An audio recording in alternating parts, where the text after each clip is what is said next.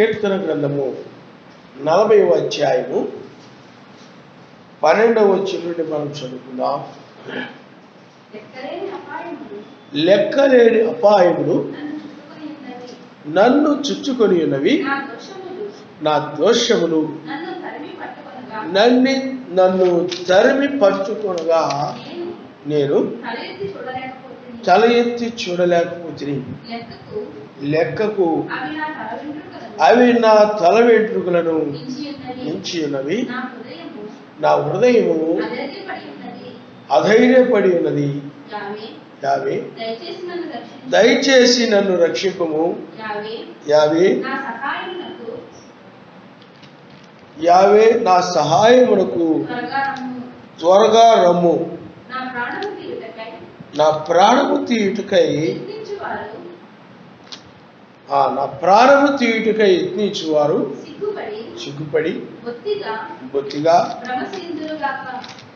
భ్రమసిందురుగాక. నాకు కీడు చేయబోరు వారు వెనుకకు మళ్లింపబడి సిగ్గునందుదురుగాక. నన్ను చూచి ఆహా ఆహా అని పలుకువారు తమకు కలుగు అవమానమును చూసి విస్మయముందుదురుగాక. నిన్ను వెదకు వారందరూ నిన్ను గూర్చి ఉత్సహించి సంతోషించుదురుగాక. నీ రక్షణ ప్రేమించువారు యావే మహిమపరచుబడునుగాక అని నిత్యము చెప్పుకొందురుగాక. చాలమ్మా, ఆయన నామ స్తోత్రం. హల్లెలూయా, హల్లెలూయా. ఈ యొక్క రాత్రి వేళ మనము అధైర్యపడుట అను వర్తమానం మనము నేర్చుకుందాం. పిల్లారా, ఇక్కడ కీర్తన గ్రంథములో దావీదు మహారాజు చెప్తున్నటువంటి మాట ఏమిటండి? లెక్కలేని అపాయాలు నన్ను చుట్టుకొని ఉన్నవి, నా దోషములు నన్ను తరిమి పట్టుకొనగా నేను తల ఎత్తి చూడలేకపోతిని. లెక్కకు అవి నా తల వెంట్రుకలను మించి ఉన్నవి, నా హృదయము అధైర్యపడి ఉన్నది అంటున్నాడు. ఉన్నారా? చూడండి, హృదయం ఎప్పుడు అధైర్యంగా ఉంటుంది అనంటే, మన హృదయంలో గనక లోపాలు ఎక్కువగా ఉన్నప్పుడు, అంటే దోషములు గనక ఉన్నట్లయితే వాళ్ళకి ధైర్యం ఉండదు, అధైర్యముతో ఉంటారు. ఒక యుద్ధం అన్నా కానీ, ఏమైనా అపాయాలు వచ్చినా కానీ, ఏమైనా శోధనలు వచ్చినా కానీ, కష్టాలు వచ్చినా కానీ, నష్టాలు వచ్చినా కానీ వారు అధైర్యముతో ఉంటారు, అంటే ధైర్యవంతులుగా ఉండలేరు. కారణం ఏమిటి అని అంటే, వారి యొక్క దోషములను బట్టి ఆ దోషాలు హృదయములో దోషారోపణ చేస్తూ ఉంటాయి. కాబట్టి ఆ దోషాలను బట్టి వారికి ధైర్యము రాదు. ఎప్పుడు ధైర్యం వస్తుంది అనంటే, ధైర్యంగా ఉంటారు అనంటే, అపాయాలు వచ్చినా కానీ, నష్టములు వచ్చినా, లేకపోతే బలహీనతలు వచ్చినా, వ్యాధులు వచ్చినా, సమస్యలు వచ్చినా, ఏమొచ్చినా కానీ, శత్రువులు వచ్చినా, శత్రువులు చుట్టుముట్టినా, లేకపోతే ఏమొచ్చినా కానీ ఎప్పుడు ధైర్యంగా ఉంటారు అని అంటే, మన యొక్క అంతరంగంలో ఏ దోషారోపణ లేకుండా ఉన్నప్పుడు మనము ధైర్యంగా ఉంటాం. ఆయన ఏ ఒక్కరైనా సరే ధైర్యంగా ఉంటారు అంటే, ఆ అంతరంగము కనుక ఏమీ దోషారోపణ చేయకపోతే, సర్వశక్తివంతుడు నన్ను రక్షిస్తాడు, నన్ను కాపాడుతాడు, ఈ అపాయం నుండి కూడా నన్ను తప్పిస్తాడు, ఆయన ఈ ప్రమాదాల నుండి కూడా, శోధన నుండి కూడా, అన్నింటిని కూడా నన్ను ఆయన తప్పిస్తాడని ఒక ధైర్యము వచ్చేస్తాయి. నమస్కారం. హల్లెలూయా, హల్లెలూయా. పిల్లారా, యోబును గురించి మనం చాలా సందర్భాల్లో చాలా విషయాల్లో మనం తెలుసుకుంటున్నాం. ఎందుకంటే యోబు చాలా భయంకరమైన శోధనను అనుభవించిన వాడు. అతడు చాలా అపాయాలను అతడు కలిగి ఉన్నాడు. కానీ అతడు ధైర్యముగానే ఉన్నాడు. అతడు ఎలా ఉన్నాడు చెప్పండి? ధైర్యముగానే ఉన్నాడు తప్ప ఏమీ భయపడిపోయి అపాయం వచ్చింది కదా, లేకపోతే శోధనలు వచ్చాయి కదా, ఒడిదుడుకులు వచ్చాయి కదా, ఏమైపోతుందో ఏంటో అని కంగారు పడిపోయి ఆందోళన పడిపోయి లేకపోతే ఏ భీతి చెందో ఇలాగ ఏమి గందరగోళం అవ్వలేదు. అతడు ధైర్యంగానే మాట్లాడుతున్నాడు. 50 ఇచ్చాడు, ఆయనే తీసుకున్నాడని చెప్తున్నాడు. ఆయన ఎవరో తీసుకున్నారు, ఎవరో పట్టుకుపోయారు, ఎవరో నాశనం చేశారు, ఎవరో చంపేశారు అని అనుకోవట్లేదు. 50 ఇచ్చాను, 50 తీసుకునేను, ఆయనకే మహిమ కలుగును గాక అంటున్నాడు. ఆయన నామృష్టాన్ని అంత ధైర్యంగా ఎలా చెప్పగలుగుతున్నాడు అతడు? అంత భయంకరమైన శోధనలు వచ్చినప్పుడు కూడా ధైర్యముగా ఉన్నాడు. ఎందుకంటే అతడు హృదయం ఏమాత్రము కూడా ఏ విషయమైన కూడా దోషారోపణ చేయడం లేదు కనుక అతడు ధైర్యముగానే ఉన్నాడు. ఆయన నామృష్టాన్ని హల్లెలూయా, హల్లెలూయా. నేను బాప్తిజం పొందిన తర్వాత నాకు మీకు మేలుకరంగా ఉపయోగపడుతుందని చెప్తున్నాను. బాగులేదనుకోండి, జ్వరం వచ్చిందనుకోండి, ఉదాహరణకి జ్వరం వచ్చినప్పుడు నేను ప్రార్థన చేసుకునేవాడిని. నాయన నాకు జ్వరాన్ని తీసి నాయన, నాకు స్వస్థత కలిగించి నాయన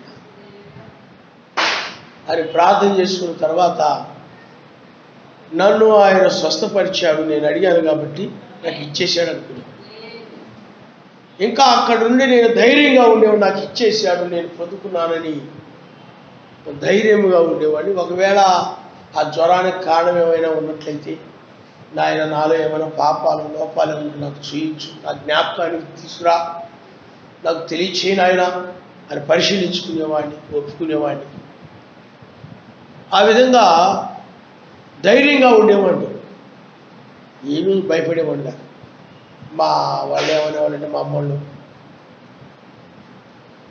అయ్యా ఇదిగో హాస్పిటల్కి తీసుకెళ్తాం, లేకపోతే ఇదిగో నేను ఇదిగో టాబ్లెట్లు చేసుకోయా, అలాగే ఎలాగనే పక్కన పడేసి కొబ్బరి నూనె తీసుకొని ప్రార్థన చేసుకొని, కొబ్బరి నూనె నోట్లు వేసుకొని ప్రార్థన చేసుకొని,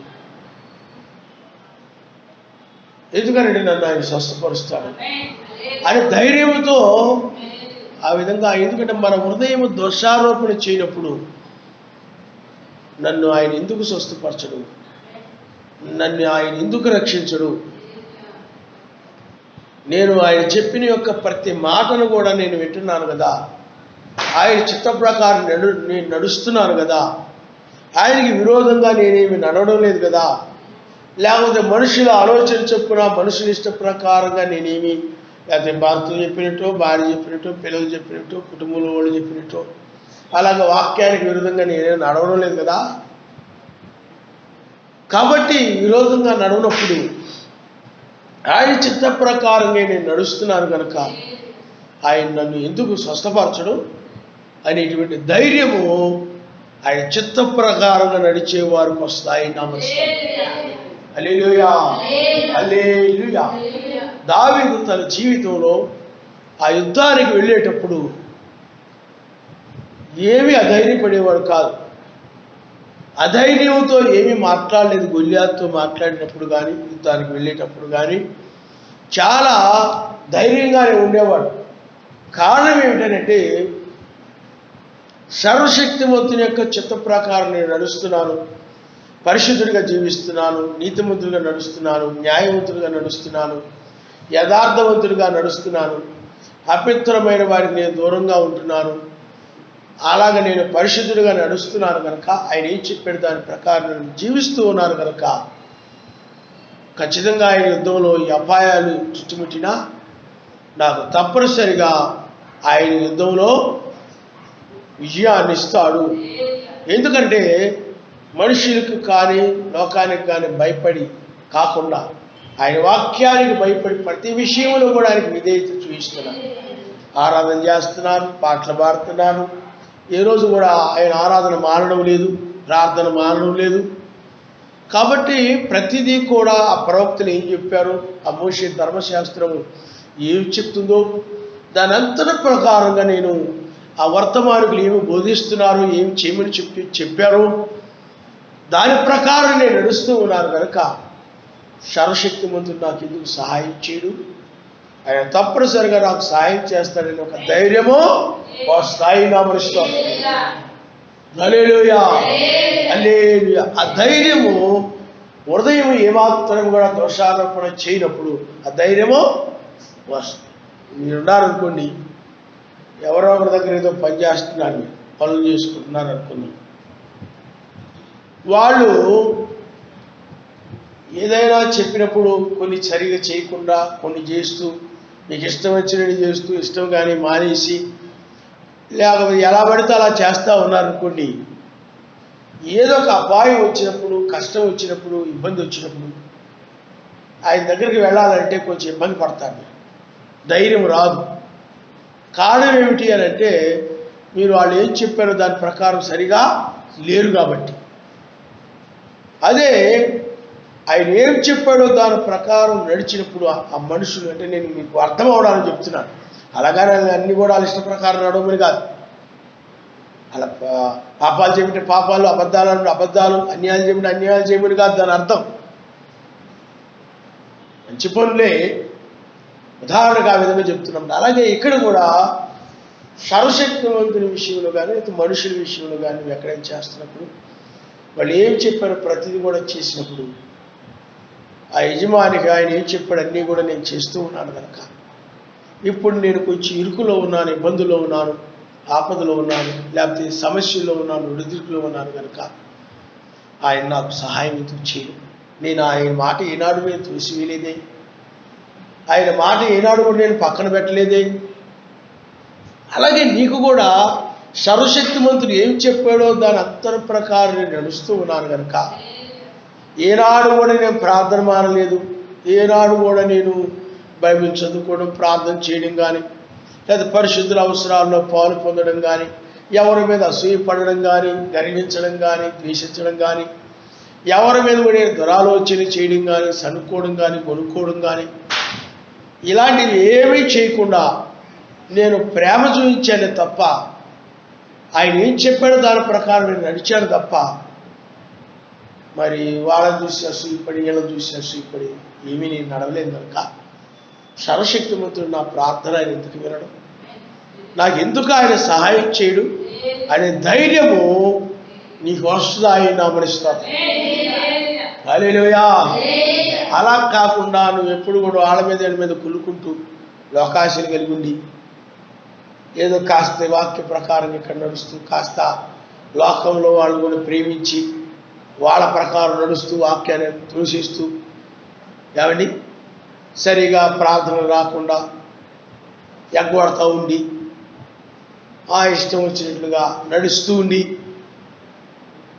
వాళ్ళ మీద అసూయపడుతూ ఇతరుల మీద తమను తాను హెచ్చించుకుంటూ ఈ విధంగా ఉండి నీ ఇష్టం వచ్చినట్లుగా ఉండి నీకు ఏదైనా అపాయం వచ్చినప్పుడు, ఆపద వచ్చినప్పుడు, లేదా కష్టం వచ్చినప్పుడు, నష్టం వచ్చినప్పుడు నీవు ప్రార్థిస్తే నీకు ఆయన జవాబిస్తాడనే నమ్మకం నీకు ఏమాత్రం ఉండదు, ధైర్యం రాదు. అసలు ఆయన సహాయం చేస్తాడనే ధైర్యం నీకు ఉండదు. ఆయన దగ్గరికి ధైర్యంగా కూడా నీవు వెళ్ళలేవు, అడగలేవు. ధైర్యం చేసి నాకెందుకు మీరు సహాయం చేయరు అని మీరు అడగలేరు. బైబిల్లో మనం కనుక చూసినట్లయితే ఆ యొక్క యాకోబు జీవితాన్ని కనుక మనం చూస్తే మొట్టమొదట యాకోబు తన జీవితం అంతా కూడా పాపాలు మహిమతో ఉండేది. అతడు ఎందుకంటే అతని పేరును బట్టి అతడు ఒక మోసగాడు. మోసం చేయడంలో మంచి తెలివితేటలు కలిగిన వాడు అతను. అలాంటి మోసగాడైనటువంటి ఆ యొక్క యాకోబు తన హృదయంలో ఎప్పుడు కూడా దోషారోపణలు చేస్తూ ఉంటుంది. తన హృదయం ప్రియులారా, అందును బట్టి సర్వశక్తిమంతుని సన్నిధికి అతడు ధైర్యముగా ఏమీ అడగలేకపోయేవాడు. అయితే అబ్రాహాము గారికి ఇచ్చిన వాగ్దానాన్ని బట్టి సర్వశక్తిమంతుడు ప్రత్యక్షమయ్యేవాడే తప్ప ఏమి అడిగేవాడు కాదు. కానీ అతడు ఎప్పుడైతే మోసపు స్వభావం నుండి బయటకు వచ్చేసాడు, మోసం చేసేటువంటి ఆ యొక్క స్వభావాన్ని మానుకున్నాడు, ఆ బుద్ధిని మానుకున్నాడు.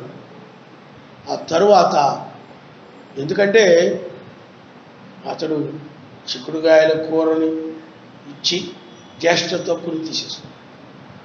ఆ తరువాత ఆశీర్వాదాన్ని పొందేసుకున్నాడు.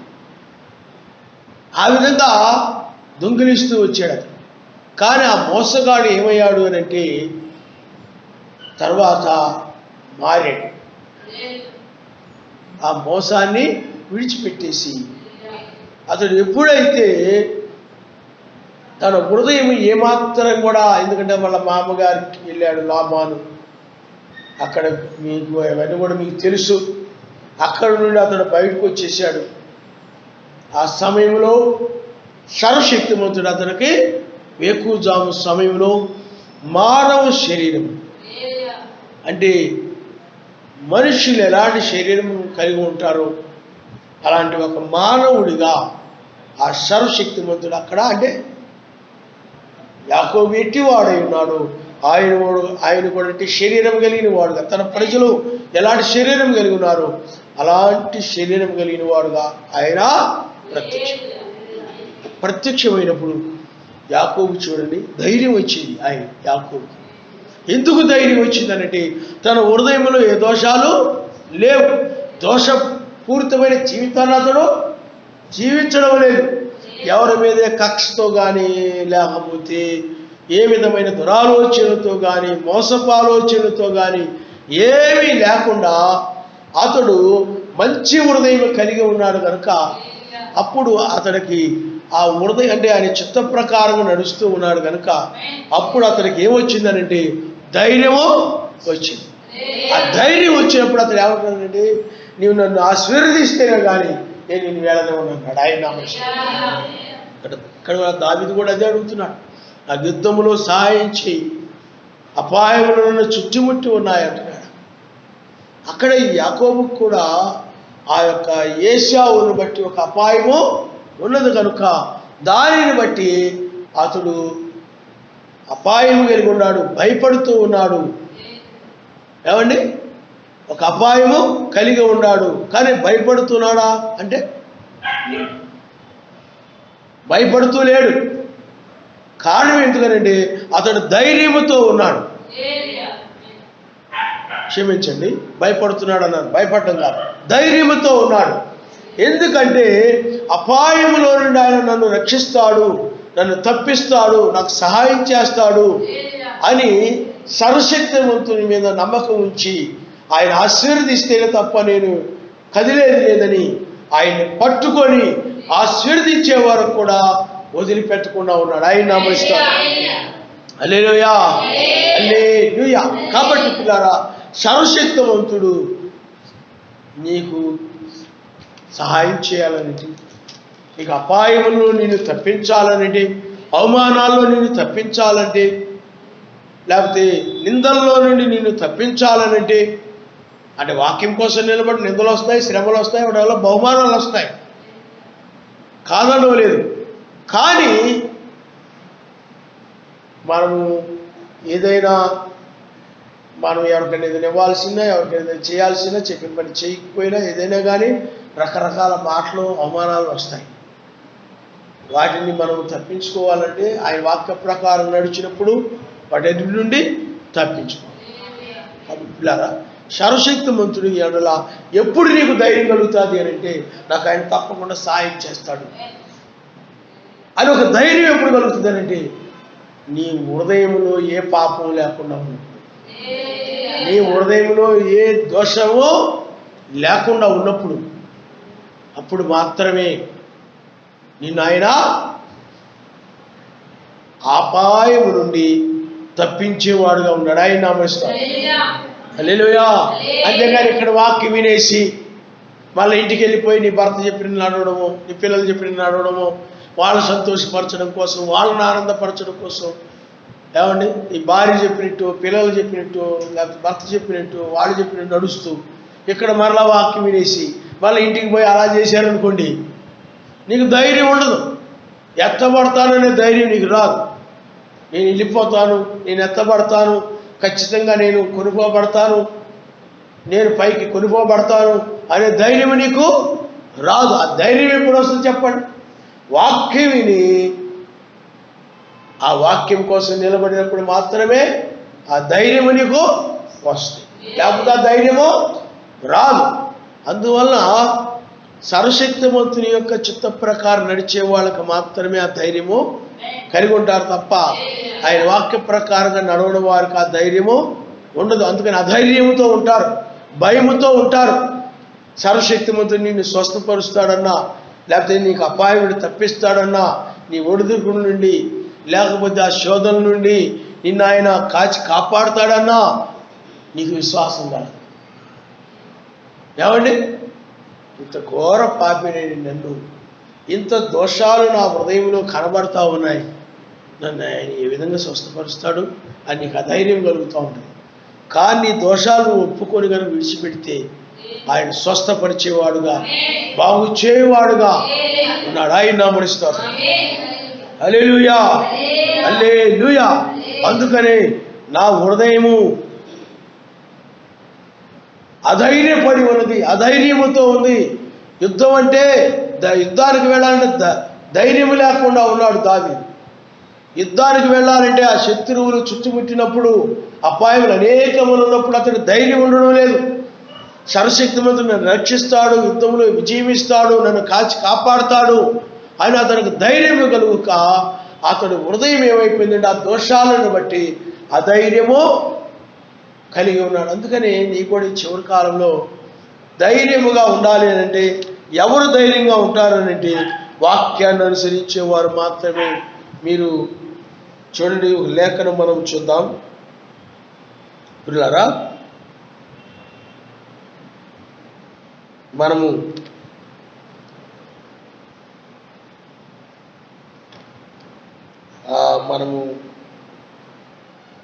రెండవ కొరింథీయులకు రాసిన పత్రిక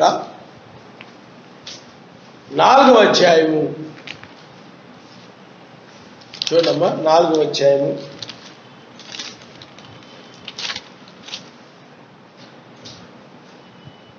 రెండవ కొరింథీయులకు రాసిన పత్రిక 4వ అధ్యాయము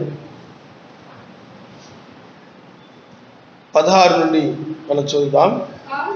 కావున మేము అధైర్యపడము,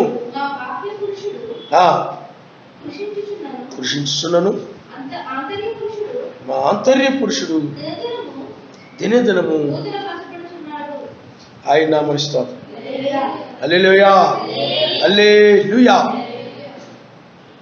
ఎందుకు ఈ మాట చెప్తున్నాడనంటే మీరు 7వ వచనం నుండి చదివితే మీకు చాలా చక్కగా అర్థమైపోతుంది. చూడండి, ఆయనను ఆ బలాధిక్యము మా మూలమైనది గాక సర్వశక్తిమంతునిదై ఉండునట్లు మంటి ఘటములలో ఈ ఐశ్వర్యం మాకు కలదు.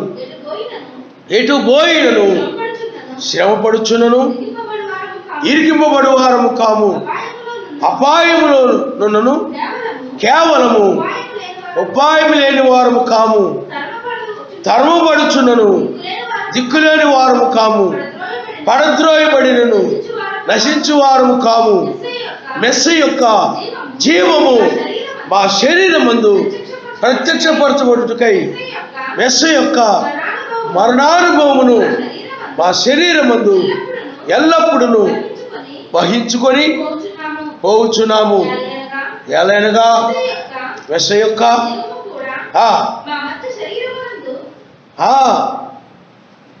మా మర్త్య శరీరమునందు ప్రత్యక్షపరచబడినట్లు సజీవులను మేము ఎల్లప్పుడూ మెస్సీ నిమిత్తము మరణమునకు అప్పగించబడుచున్నాము. కావున మాలో మరణమును మీలో జీవమును కార్యసాధకమగుచున్నది. కృప ఎక్కువ మంది ద్వారా ప్రబలి సర్వశక్తివంతుని మహిమ నిమిత్తము కృతజ్ఞతాస్తుతులు విస్తరింప చేయులాగున సమస్తమైనవి మీ కొరకై ఉన్నవి కాగా విశ్వసించుదురు గనుక మాట్లాడి తిని అని వ్రాయబడిన ప్రకారము అట్టి విశ్వాసముతో కూడిన ఆత్మగలవరమై ఎలోహిమైన మెస్సీని లేపిన వాడు మెస్సీతో కూడా మమ్మును కూడా లేపి మీతో కూడా తన ఎదుట నిలబెట్టునని ఎరిగి మేమును విశ్వసించున్నాము గనక మాట్లాడుచున్నాము. కావున మేము అధైర్యపడము. చూడండి, ఎన్నో వచ్చాయి పౌలు గారి, కానీ ఎక్కడ కూడా అధైర్యపడలే, ధైర్యంగా ఉంటున్నాడు. ఏమి ఎటు పోయినా శ్రమలు వస్తున్నాయి, అపాయం వస్తూ ఉంది, తరవబడుతూ ఉన్నారు. ఏమండి, అయినప్పటికీ కూడా వారు ఏమి అధైర్యపడకుండా ధైర్యంగా ఉంటున్నారు. కారణం ఏంటండి? సర్వశక్తిమంతుని యొక్క చిత్త ప్రకారంగా నడుస్తూ ఉన్నారు కనుక ధైర్యముగా. ఆ ధైర్యం ఎక్కడ నుండి వచ్చింది? ఏమైనా ఎన్ని రాగానే అధైర్యపడిపోయి సువార్త మానేస్తున్నారా? ప్రార్థన ఏమైనా మానేశారా? భక్తి ఏమైనా మానేశారా? ఏమండి, ఏమి మారలేదు, ధైర్యముగా ఉంటున్నారు. కాబట్టి మనకి వాక్య ప్రకారంగా నడిచినప్పుడు మనకేం కలుగుతుంది చెప్పండి? ధైర్యము కలుగుతుంది. ఆయన నామమునిస్తారు. హల్లెలూయా, హల్లెలూయా. అందుకని పిల్లరా, మనం ఎప్పుడు కూడా వాక్యాన్ని మనము మీరకూడదు. వాక్యాన్ని మనం ఎప్పుడు కూడా వాక్యం నుండి ఎప్పుడు కూడా మనము తొలగి పోకూడదు. ఆయన నామమునిస్తారు. హల్లెలూయా, హల్లెలూయా. చూడండి, మీరు ఒకసారి చూడండమ్మా, ద్వితీయోపదేశకాండము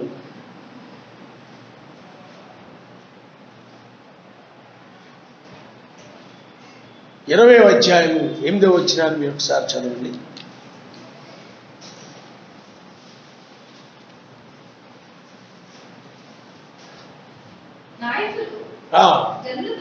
నాయకులు జనులతో ఎవడు భయపడి మెత్తని గుండె గలవాడును వాడు తాను అధైర్యపడిన రీతిగా తన సహోదరుల గుండెలు అధైర్యపరచకూడనట్లు తన ఇంటికి తిరిగి వెళ్ళవచ్చునని చెప్పాలి. ఎందుకంటే ఇప్పుడు కొంతమంది కూడా అనుకోండి, వాళ్ళు దోషాలను బట్టి అధైర్యపడిపోతుంటారు.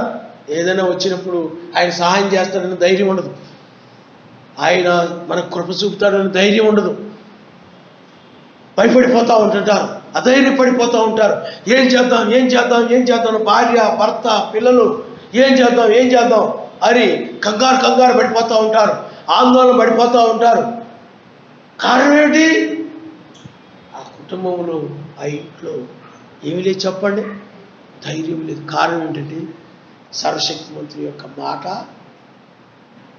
ప్రకారం నడవకపోవడం వల్ల, హృదయంలో దోషాలను బట్టి, సర్వశక్తిమంతుడితో సరైన సహవాసం లేకపోయినందువల్ల, స్నేహం లేకపోయినందువల్ల ఆయన సహాయం చేస్తాడని నుండి ఆ ధైర్యం కలగక వాళ్ళు ఆ విధంగా అధైర్యపడిపోతూ ఉంటారు. ఏమైపోద్ది.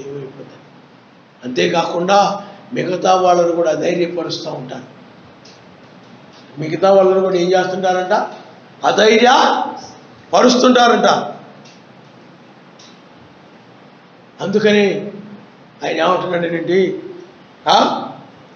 అలాగ అధైర్యపడేటువంటి వారిని వెళ్ళవచ్చు, వాడు కానానులోనికి ఏమండి, లేకపోతే మెస్సీ రాజ్యంలోనికి కానీ ఎక్కడికి కానీ వాళ్ళు రాలేరు. అన్నాడు. మీకు ఇంకా వచ్చినా చూపిస్తాను చూడండి.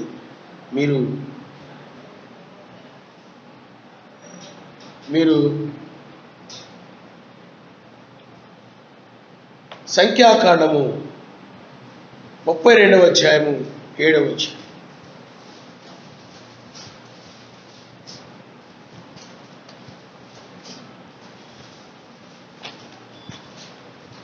చూడమ్మా. సంఖ్యాకాండము 50 ఇశ్రాయేలుకి ఇచ్చిన దేశమునకు చూడండి, వారు వెళ్ళకి ఉంటున్నట్లు మీరేలా వారి హృదయములను అధైర్యపరచుదురు. ఆ ఇశ్రాయేలు దేశమునకు ఇశ్రాయేలుకి ఇచ్చిన దేశమునకు వెళ్లకుండా ఇశ్రాయేలుకి ఇచ్చిన దేశమునకు వారు వెళ్ళకి ఉంటున్నట్లు మీరేళ వారి హృదయములను అధైర్యపరచుదురు. అంటే వాక్యానికి విరోధంగా నడిచే వ్యక్తికి ఏమొస్తుంది చెప్పండి? అధైర్యం వచ్చేస్తుంది. అతడు అధైర్యపడడమే కాకుండా మిగతా వాళ్ళను కూడా ఏం చేస్తున్నాడు చెప్పండి? అధైర్య పరుస్తూ ఉంటాడు. అలాగే మీరు లేవి కాండము 26వ అధ్యాయము అలాగే 36వ వచనాన్ని మీరు ఒకసారి చదవండి అమ్మా.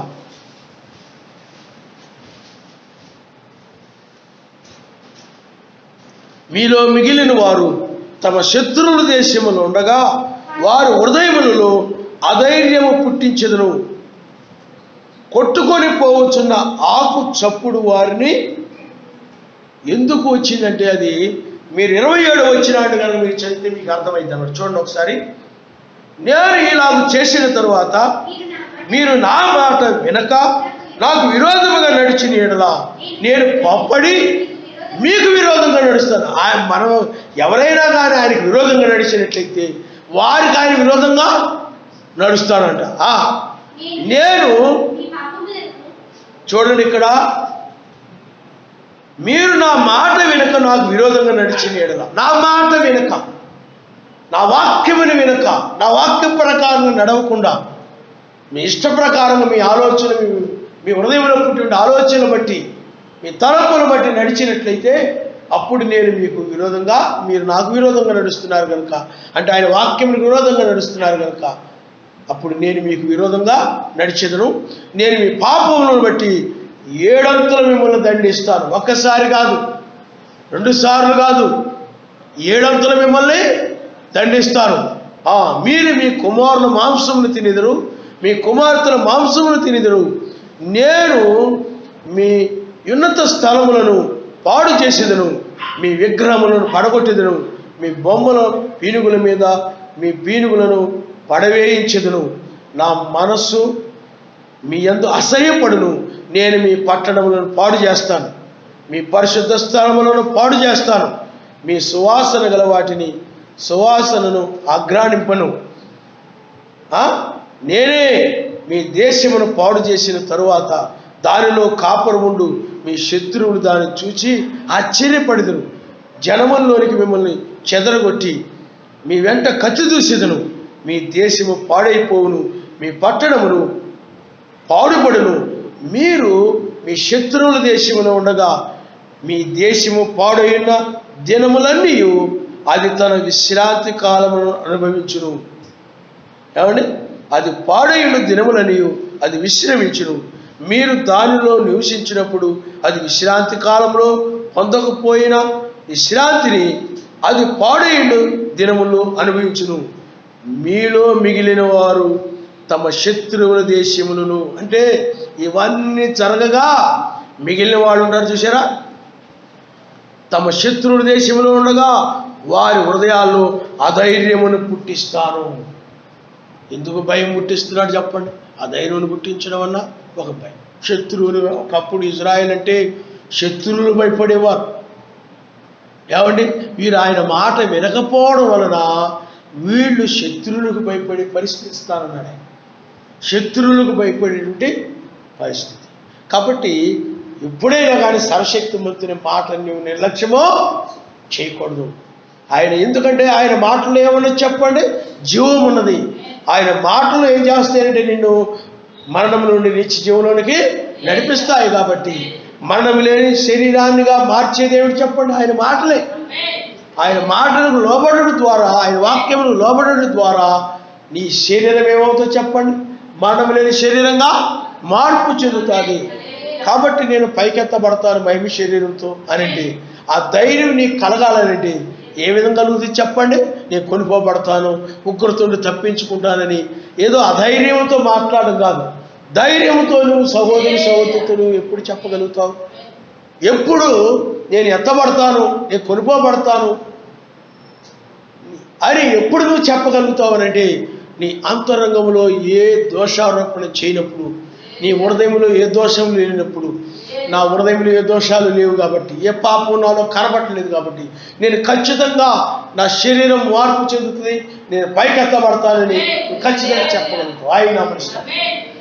ఎందుకంటే వేకువ నక్షత్ర వర్తమానం అంటే శరీరాన్ని మార్చే వర్తమానం. ఆయన నామనిస్తాను. హల్లెలూయా.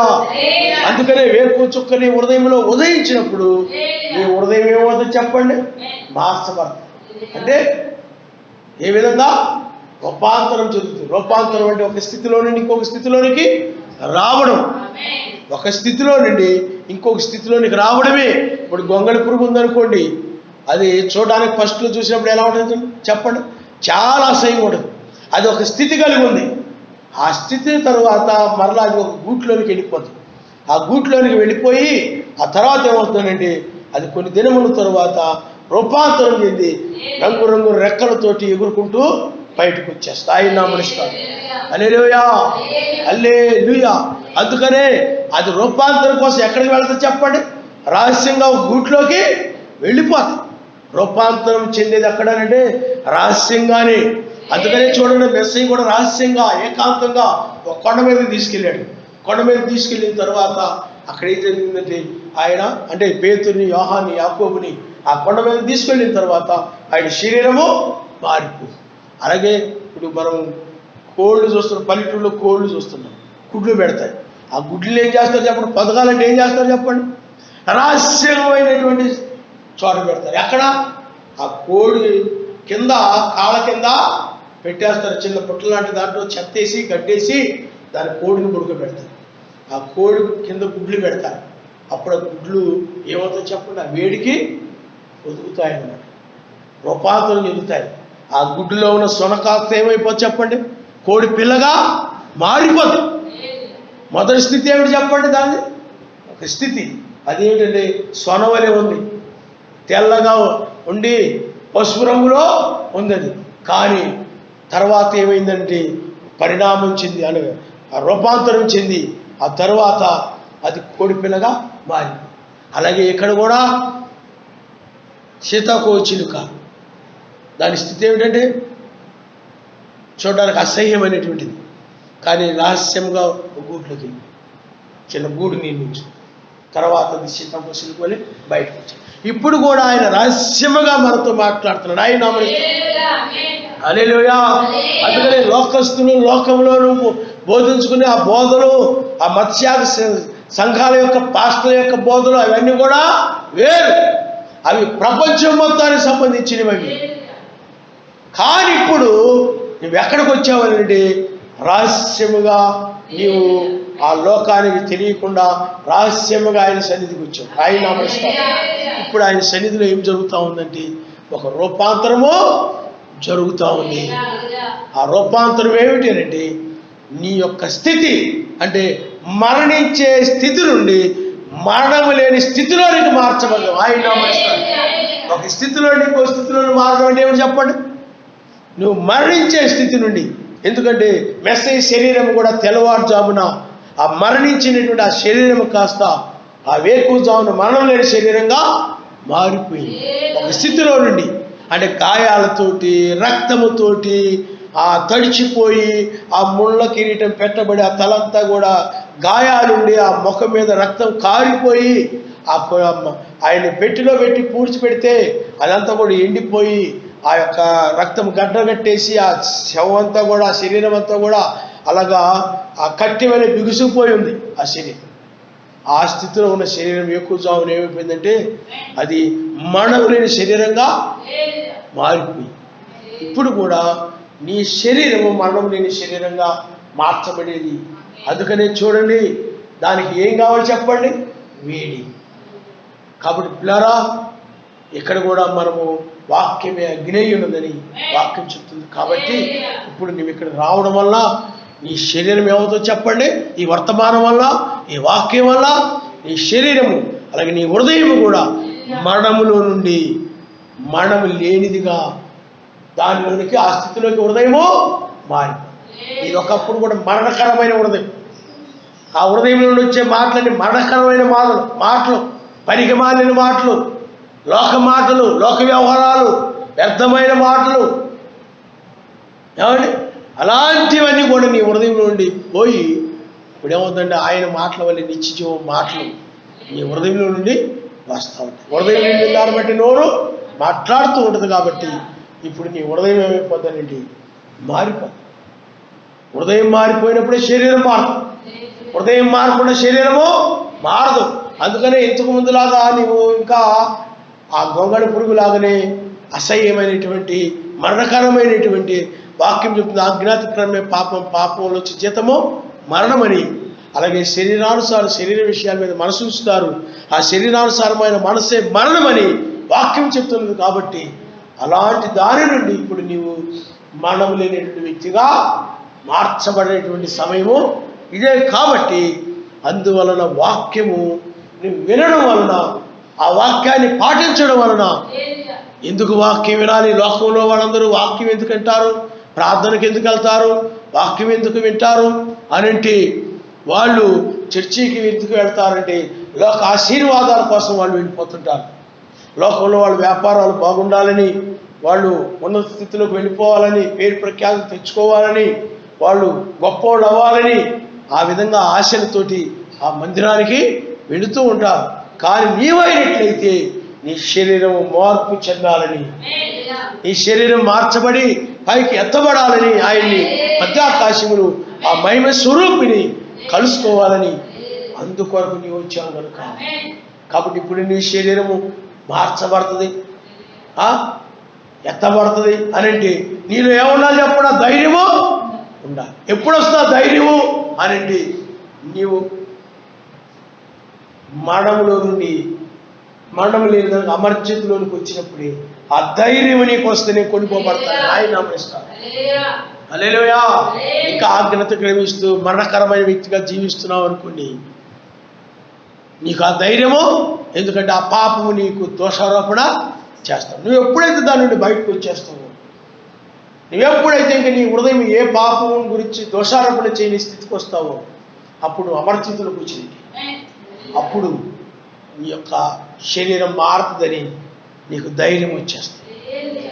లేదనుకోండి నీకే అనిపిస్తుంది, నేను నిద్రలేసిన దగ్గర నుండి లోకరీతిగా ఉంటున్నాను, వాక్యానికి విరోధంగా నడుస్తున్నాను, ప్రార్థన చేసుకోవట్లేదు, బైబిల్ చదువుకోవట్లేదు, నన్ను నేను తగ్గించుకోవట్లేదు, లోబడే స్వభావం లేదు, ఇవేమీ లేవు. కాబట్టి నేనే పరలోకం వెళ్ళిపోతానులే.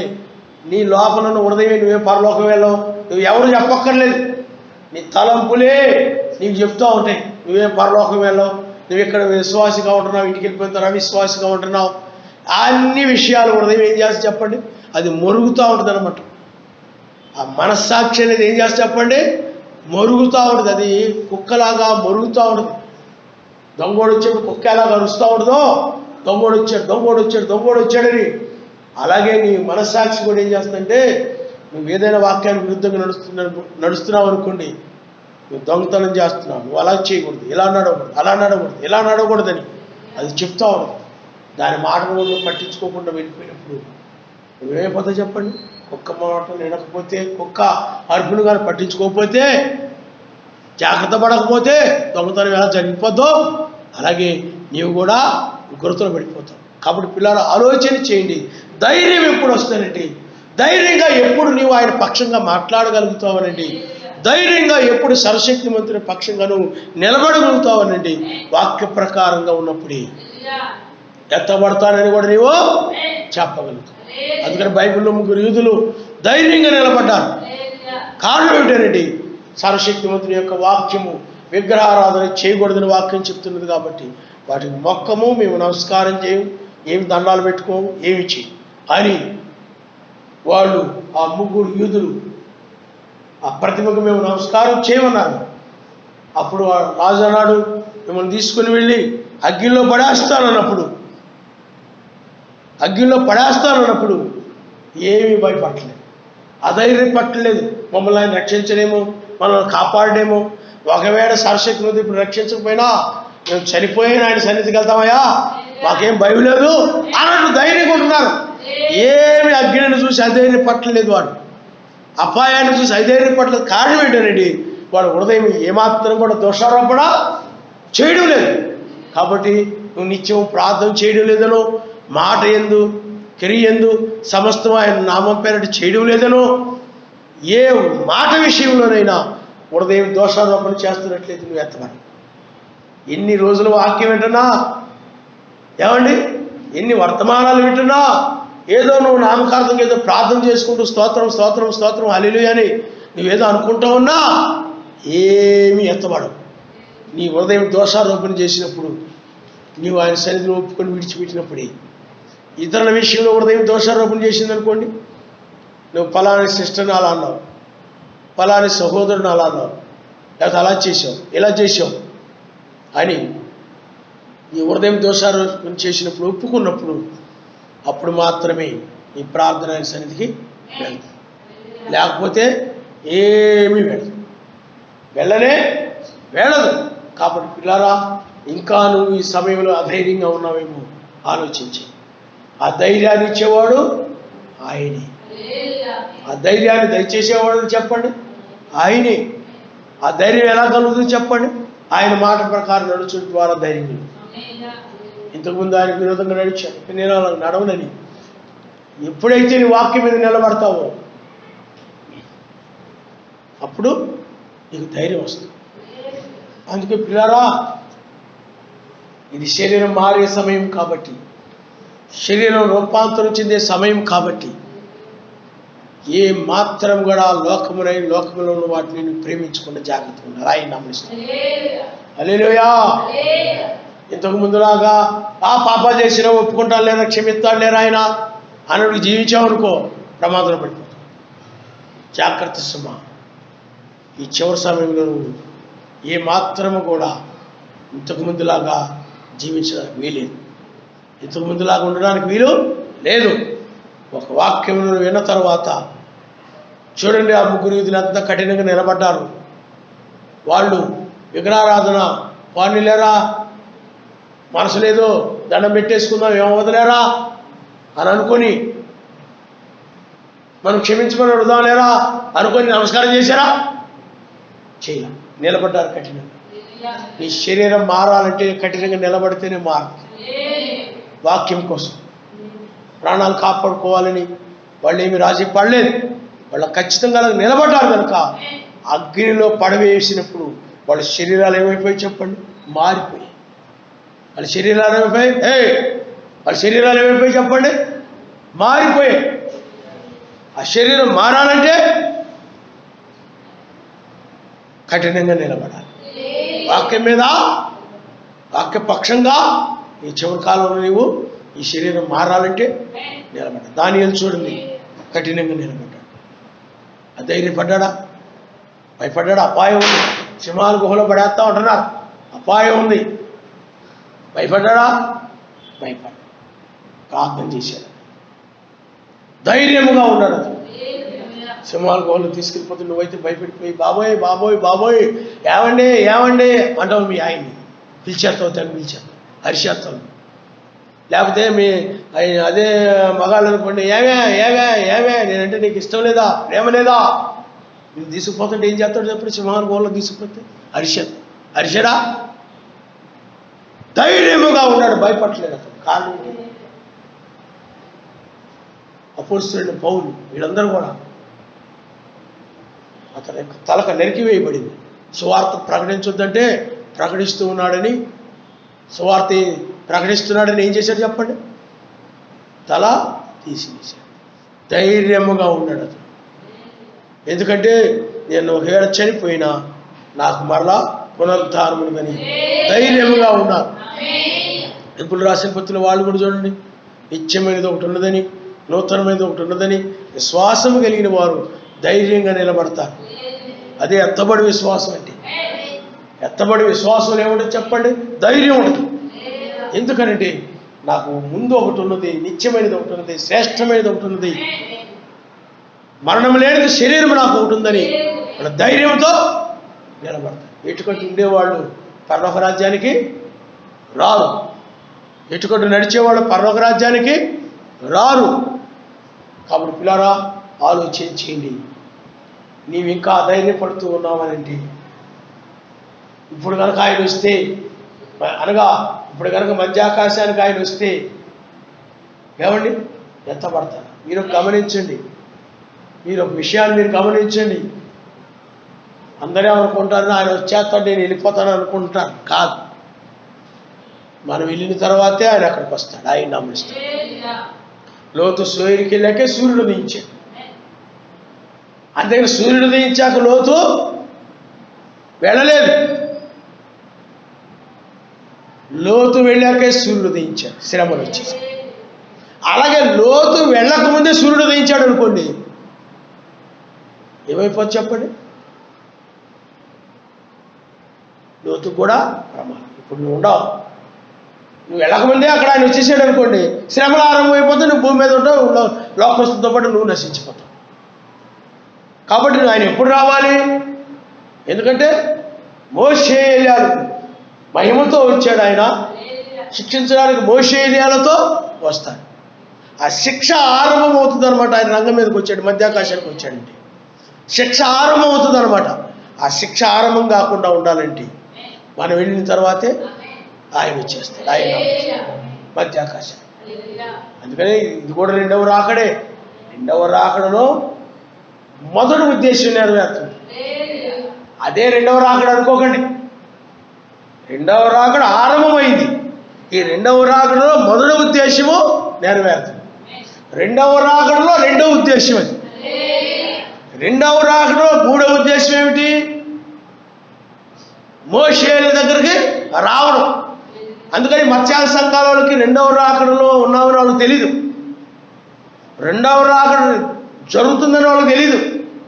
ప్రభువా రెండోసారి రా ప్రభువా, రా ప్రభువా, నీ కోసం ఎదురు చూస్తున్నాను ప్రభువా, రా ప్రభువా, రా ప్రభువా, ఎప్పుడు వస్తావు ప్రభువా, ఈ బాధ నుండి ఎప్పుడు తప్పిస్తావు ప్రభువా, ఈ వేదన నుండి ఎప్పుడు తప్పిస్తావు ప్రభువా అంటున్నారు.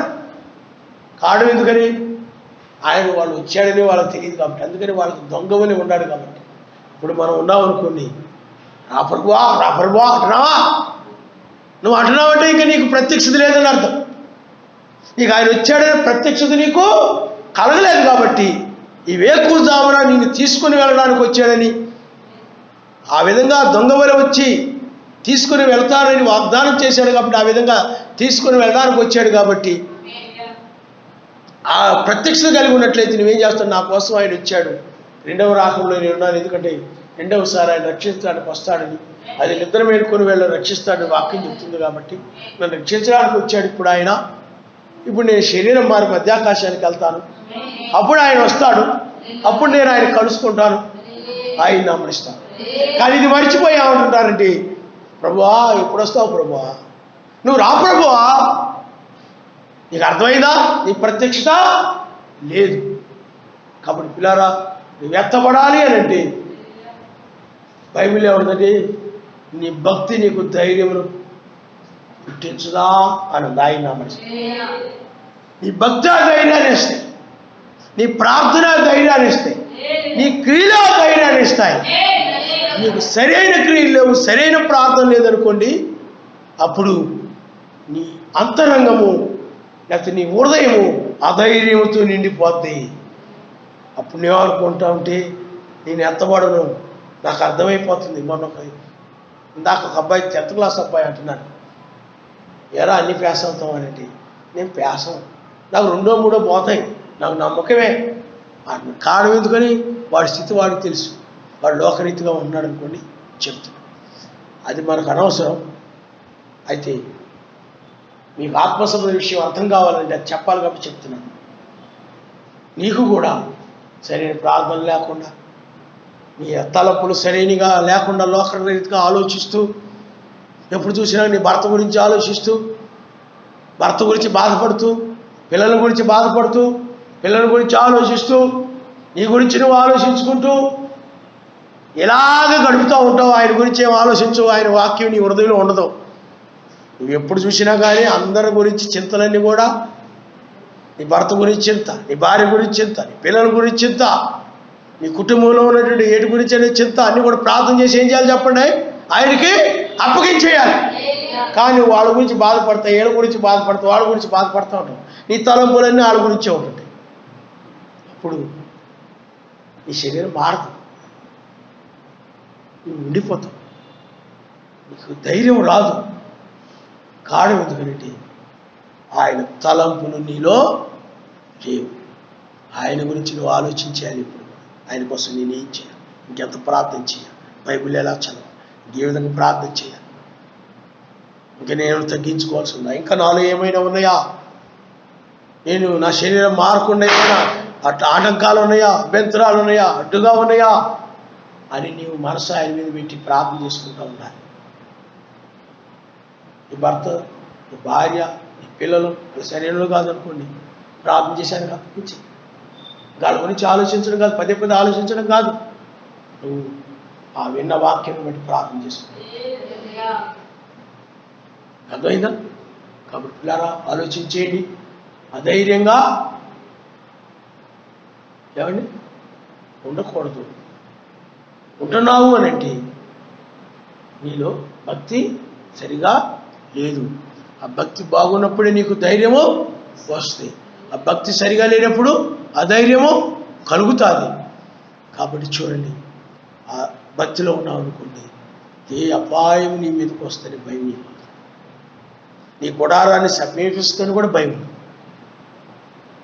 ఎందుకంటే నువ్వు ఆయన రక్తం క్రింద ఉన్నావు. ఇజ్రాయేల్ చూడండి, ఆ రక్తం క్రింద ఉన్నారు కనుక ఏ తెగులు వాళ్ళ మీదకి రాలేదు. రక్తం అనగా ఆత్మ, పరిశుద్ధాత్మ కలిగి ఉన్నావు అనుకోండి, అప్పుడు పరిశుద్ధాత్మ వ్యక్తికి అపాయము రాదు, ఉగ్రత రాదు. ఆ రాబోయే అపాయం నుండి ఆయన తప్పిస్తాడు. ఆయన నమ్మకం, ఆ ధైర్యం నీకు కలుగుతుంది. నీకు ఎప్పుడైతే పాపంలో ఉంటావో నీకు నెగటివ్ ఆలోచనలు వస్తాయి.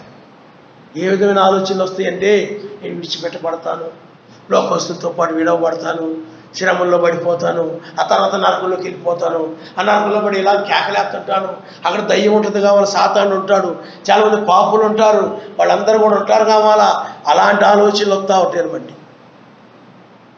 నీకు అర్థమైందా? విడవబడతానని, వాళ్ళందరూ వెళ్ళిపోతారు, నేను విడవబడతానని నీ యొక్క భక్తిహీనత్వాన్ని బట్టి నీకు అలాంటి ఆలోచనలు వస్తాయి.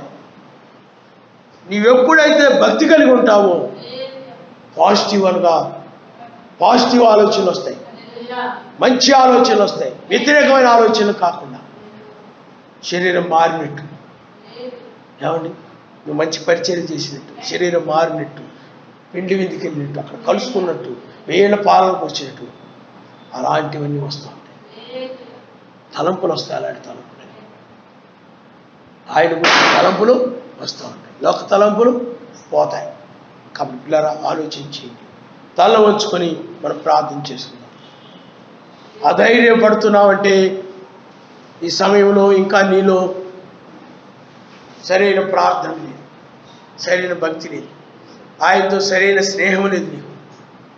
నీవు నీ భర్తతో ఉన్న స్నేహం, నీ భార్యతో ఉన్న స్నేహం, నీ పిల్లలతో ఉన్న స్నేహం, అనుబంధం సర్వశక్తిమంతుతో లేదు. అది నీవు ప్రార్థన ద్వారా లేదు కలుగుతాయి. నీ భర్తకి ఇచ్చినంత సమయం, పిల్లలకి ఇచ్చిన సమయం, నీ భార్యకి ఇచ్చిన సమయాన్ని నువ్వు ఆయనకి ఇవ్వడం లేదు. ఆయనతో నీకు అంత సంబంధం లేదు. నీకు వాళ్ళతో వీళ్ళతో ఉన్నంత బంధం, స్నేహబంధం ఆయనతో లేదు. నీకు లోకస్తులతో బంధం ఉంది. ఆలోచన చేయాలి. అధైర్యపడుతున్నావా? అధైర్యంగా ఉంటున్నావా?